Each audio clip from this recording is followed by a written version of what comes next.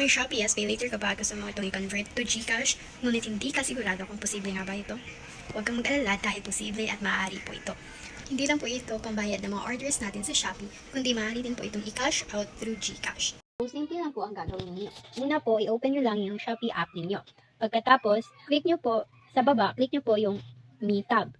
After nyo ma-click yung Me tab, ito po ang bubungad sa inyo. So, as you can see po, may 15,086 pesos sa SPayLater ko po. Para po ma-convert to GCash, ang gagawin nyo po ay click nyo lang po ang Shopee Pay button dito po sa gilid. Ito po.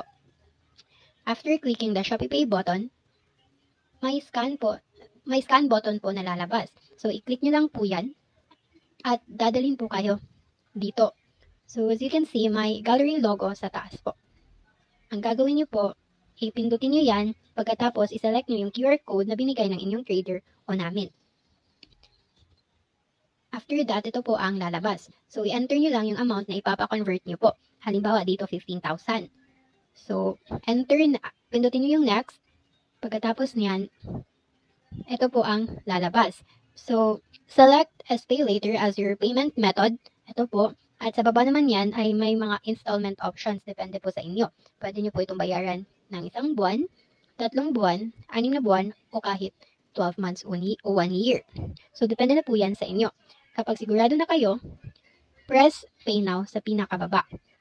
After that, babayaran po kayo ng inyong trader through GCash. Kaya before any transactions, always make sure po na legit po ang inyong napiling trader. If you need assistance, you can message us on our Facebook page, MJ Trades and Discounts, or sa personal FB account ko na Mary Grace Mosqueda sa Panta. Meta-verified po ito, kaya make sure na may blue badge check po sa gilid ng name account ko before messaging.